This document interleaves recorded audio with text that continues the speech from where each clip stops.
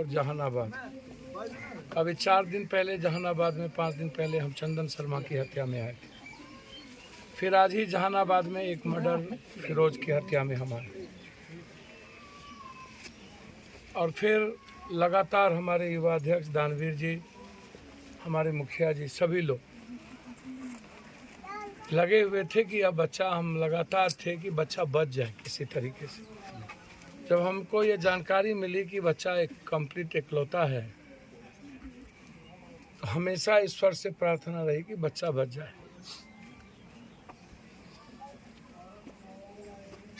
जो घटना, एक तो डेली घटना, लेकिन ऐसी घटना, एक तरफ गुंडे, एक तरफ अपराधी और माफिया लगातार।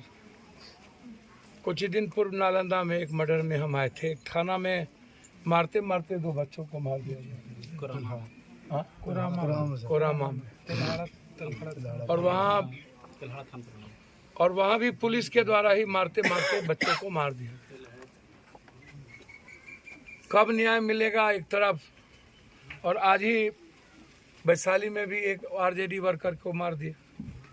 एक तरफ मुख्यमंत्री जी का घर, एक तरफ डिप्टी सीएम साहब का घर। आखिर ये सभी नेता हमेशा आम आदमी के लिए कोई काम क्यों नहीं करता? इंसानियत कैसे बचेगी, आम आदमी जिएंगे कैसे? यह सवाल इन नेताओं के मन में क्यों नहीं उठती है कि आम आदमी की ज़िंदगी के बगैर कोई ज़िंदगी नहीं है इस धरती पे। आम आदमी की इकोनॉमी, आम आदमी की सुरक्षा, कब तक आप धर्म, जाति, मजहब, और कब तक इस कंट्री में माफिया, अपराधी और दलालों को तवज्जो मिलेगी? कब तक ऐसे सिस्टम को तवज्जो मिलेगी जो सिस्टम समाज के लिए और बिहार के लिए है ही नहीं? क्या मिडिल क्लास को जीने का कोई राइट नहीं है? क्या आम आदमी, गरीब, किसान या ऐसे समाज को जीने का जो 84 करोड़ समाज 10 किलो अनाज पर जिंदा है, और 92% लोग हिंदुस्तान के 6,000 रुपया पर कैपिटा इनकम पर जिंदा है, जिसकी ज़िंदगी कुत्ते से भी, जानवर से भी बदतर है? क्या उनके लिए कोई लाइफ नहीं है इस बिहार में? क्या उनकी कोई लाइफ इस कंट्री में नहीं है? क्या आज़ाद हिंदुस्तान के बाद ऐसे लोगों के लिए कभी कोई कानून नहीं बना? कब तक? हम 83 से चलते हमको 40 साल इस बिहार में हो गए। न्याय ढूंढते ढूंढते हम थक गए।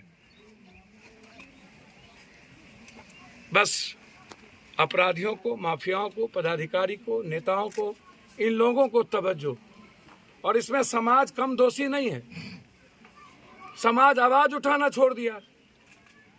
समाज के भीतर लड़ने की हिम्मत खत्म हो गई है। समाज किसी गलत चीजों के खिलाफ बोलती तक नहीं है। चलिए, नेताओं को वोट चाहिए, कोई दिक्कत नहीं है, उसमें पप्पू यादव तो नहीं आता है ना। हम कभी वोट और सियासत की राजनीति, अभी हाल फिलहाल बेटी बचाओ बेटी पढ़ाओ जंतर मंतर पर, वहाँ भी जाति में बांट दिया गया कि जाट, गुज्जर और राजपूत कर दिया गया, और प्रधानमंत्री के द्वारा कर दिया गया। और मेरे खिलाफ पूरे देश में ट्रोल करवाया गया आरएसएस, बीजेपी के द्वारा। जब भी जस्टिस की बात आएगी,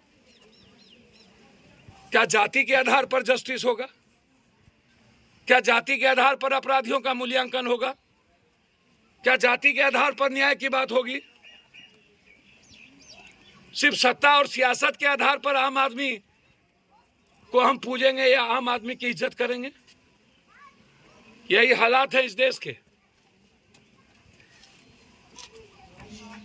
पता नहीं कब ये समाज सुधरेगा, मुझे तो नहीं पता। इस परिवार को हमारे पार्टी, हमारे नेता के तरफ से, जन अधिकार पार्टी नालंदा और युवा अध्यक्ष जी के तरफ से 50,000 रुपया तत्काल उस बच्ची को, जिसके हस्बैंड जो नहीं रहे, और उनकी बेटी की शादी में, तीनों बेटी की शादी में जब शादी लगेगा तो 50,000 रुपया मेरे तरफ से उनकी मदद हो। लेकिन सवाल उठता है कि बेटी की शादी में पप्पू यादव मदद कर देंगे। आज उस बच्ची के लिए हम 50,000 रुपया हमारे नेता मदद कर देंगे, लेकिन क्या उनकी जिंदगी बदल जाएगी? क्या उनके माँ बाप को अब क्या वो बच्चा मिल जाएगा? इसीलिए हमने एसपी से बात की है, स्पीडी ट्रायल।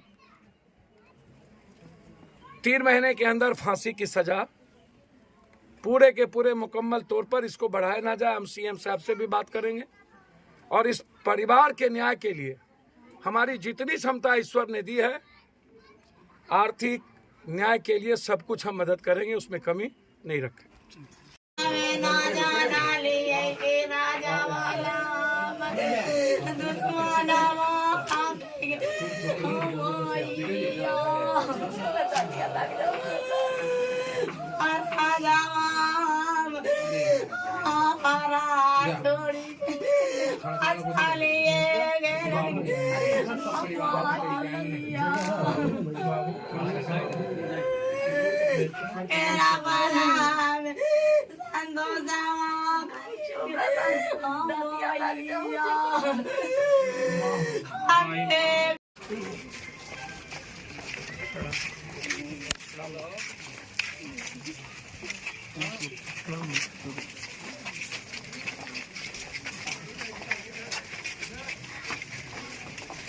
कीजिए ना, बोलो।